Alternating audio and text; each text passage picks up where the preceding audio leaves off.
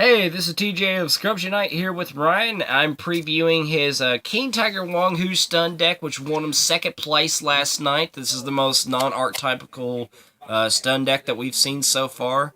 We're going to go into this and we're going to show you guys how awesome this deck is. So, for monsters, we play triple King Tiger Wanghu. Any monster with 1400 attack or less, this card's going to blow up. It's a 1700 monster. It's really good. Next is the 2 to 3. Yeah, 3. Fossil Dino Cephalon. This is your special summon negator, and plus, I mean, it's a good monster blow up if they've got any special summons. And I love turning it into a 17 wop stick. Yep. 2 Absolute Mirage. This is your attack and defense reduction. It's a 1600, but I mean, even after the reduction for himself, no big deal. Yeah, because usually that 700 still turns out to be more than what's most on the board. Yep. Triple draw and lock because we hate adding and drawing. And it's the best quarter buy we've ever done. Yeah. 2 Banish of the Radiance because Grave-Eccentric decks we're going to hate on so fast. You just gotta be careful with playing it though, because you do run the draw and locks, the Max C, and the Wonder Balloons, and you can't send to the graveyard if Banish is on the field. Yep. 2 Thunder King Ryo because this prevents searching and it is a good special summon negator. 2 Doom Caliber Knight because this is secret MVP last night and it helps with monster negation and it's a 1900. It lets me save my Solemn Brigade for when I need it. Yep. Spicy Tech Eels Form by Dragger because it's a special summon target for the next coming card and after this one.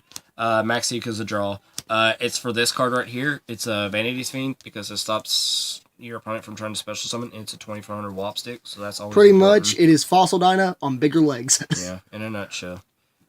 Triple Duality because you need to see the rest of your core, and this is mostly just like a normal summonable deck, so you don't really have to worry. Yeah, you only run one special summon in the whole deck. Yep. 2 Wonder Balloons because this is attack reduction, and Wanghu is most important, so if you can get that, and like Alu Mirage going, I mean, it's so hard for your opponent. Just throw away, just literally go Alu Mirage, pitch 2 for Wonder Balloons, you win. Yeah, in a nutshell. 1 Terraforming into the Seal of Orichalcos. This is your best attack buffer. And most of your monsters, if they can't handle like big, huge booty walls, this is going to help you. It was really the MVP because I seen it in every single game, and we don't run a single card in the extra deck, so I don't really have to worry about being slowed down by the seal. Exactly. 1 Monarch Stormforth to get into Vanity's Fiend, and it's a good pitch target, if nothing else, for Wonder Balloons. And it's also good for the Majesty's Fiend in the sideboards. Yep. 1 Regeki, 1 Upstart. And now for traps, we go Triple Recall. This is your Dark Bribe for monster effects. This is really good. 2 Dimensional Guardian because this is your monster protection. It's a really, really good card. 1 Mistake because we hate ad cards. And then the full Solemn Brigade, which is the Solemn Warning of the Triple Strike. This was your key thing last night for the last match for Dark Magician. Yeah, I went up against... the shop down there decided that a lot of the people didn't have any links or anything with them, so they decided to run a classical format tournament. So I was playing up against classical format Raid Raptors, Zombie Turbo, and Dark Magician. And the 3-0 on this, like, the only reason that they knocked me out of first was because I had 1 loss against the Raid Raptor player, and the dude down there was running Revenge Red and just went flawless. Yeah. Sideboard. Triple Denko Sekka because back row is a problem, and this deck can answer to it just with Denko Sekka. I swear, Big Daddy Denko, I didn't mean to set 5, I promise. Yep. Majesty's Fiend because no. Forbidden Dress because no. Because I don't like to be targeted, and that makes it so much easier, because if you can't target me with like a Dark Destroyer or a Paleo Trap, then that just gives me extra time to buy, so that way I can set up plays. Yep, and it's good attack reduction, so yeah. Triple anti-spell because the pendulum matchup is Oh, pendulums despise me. Triple Grand Horn of Heaven because this is still actually one of the single greatest, like, affordable counter traps you can still get to. And God, did that Dark Magician player hate it when he goes into Ebon Magic Magician and just, you over-dedicated, son. That was your mistake. Yep.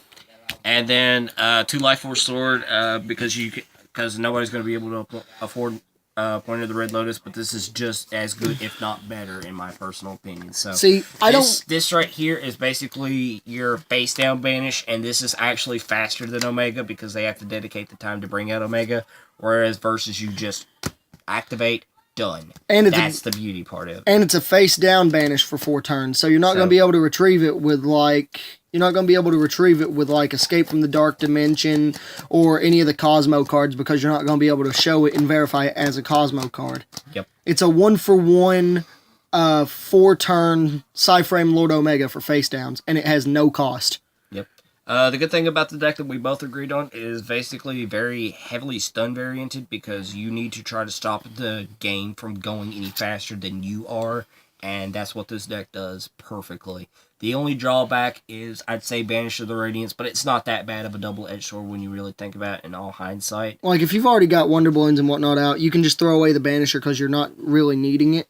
Yeah. Or if you already have the Banisher out, you're probably locking down Graves enough to where you don't have to worry about the special summon aspect enough, and you can just mow over with your aggro.